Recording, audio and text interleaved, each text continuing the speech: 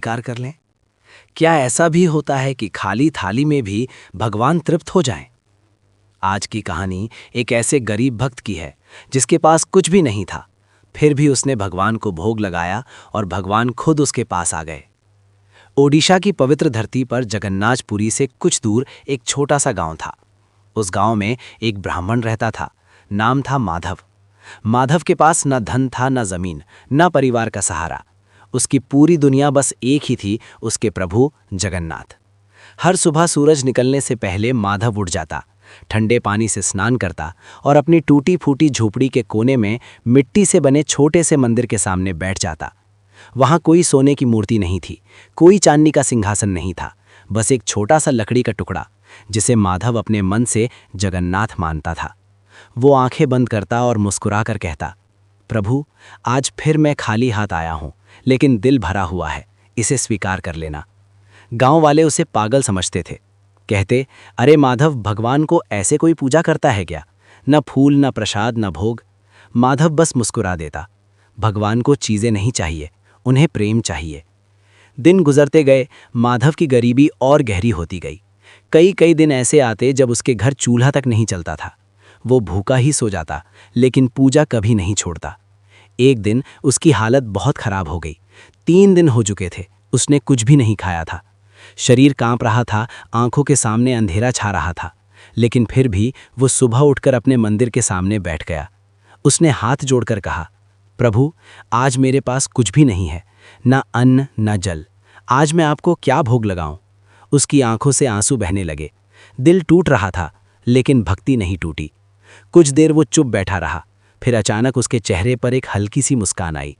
उसने आंखें बंद की और धीरे से कहा, प्रभु, आज मैं अपने मन का भोग लगाऊंगा। उसने अपने मन में एक थाली सजानी शुरू की। एक एक करके उसने कल्पना की, गरम गरम खीर, सुगंधित पूरी, मीठे लड्डू, ताज़े फल। उसकी कल्पना इतनी सजीव थी कि मानो सच में उसके सामने एक भव्य थाली रखी हो। वो बोला, प्रभु, ये सब आपके लिए है, कृपया इसे स्वीकार करें। और फिर वो शांत होकर बैठ गया, जैसे किसी का इंतजार कर रहा हो। उसी समय पुरी के भव्य जगन्नाथ मंदिर में भोग का समय हो चुका था। सैकड़ों पुजारी, सैकड़ों व्यंजन, सब कुछ विधि विधान से तैयार था। जैसे ही भोग लगाया गया, अचानक से एक अजीब सी घटना होने लगी। थाली में रखा भोग धीरे धीरे कम होने लगा। पुजारी चौंक गए, ये क्या हो रहा है? किसी ने छुआ भी नहीं, फिर भी भोग गायब हो रहा है। पूरे मंदिर में हलचल मच गई। मुख्य पुजारी ने आंखें बंद की और ध्यान लगाया। कुछ क्षण बाद उनके चेहरे का रंग बदल गया। उन्होंने धीरे से कहा, भगवान यहाँ नहीं है। सब हैरान रह गए, क्या मतलब? पुजारी बोले, भगवान इस समय एक गरीब भक्त के घर में भोग ग्रहण कर रहे हैं। उधर माधव अपनी झोपड़ी में आंखें बंद किए बैठा था। अचानक उसे एक हल्की सी सुगंध महसूस हुई, जैसे कोई उसके सामने खड़ा हो। उसने धीरे धीरे आंखें खोली और जो उसने देखा, उसे देखकर उसकी सांसें रुक गईं। उसके सामने स्वयं जगन्नाथ खड़े थे। वही मधुर मुस्कान, वही करुणा भरी आंखें। माधव कांपते हुए बोला, प्रभु, आप सच में आ गए। जगन्नाथ मुस्कुराए, माधव, तुमने इतने प्रेम से बुलाया, मैं कैसे ना आता? माधव रो पड़ा, प्रभु, मेरे पास तो कुछ भी नहीं था। भगवान ने कहा, तुम्हारे पास सबसे कीमती चीज थी, तुम्हारा सच्चा प्रेम। माधव ने कांपते हुए पूछा, क्या आपने मेरा भोग स्वीकार किया? भगवान ने हंसकर कहा, माधव, मैंने आज तक इतना स्वादिष्ट भोग कभी नहीं खाया। माधव की आंखों से आंसू बहते रहे।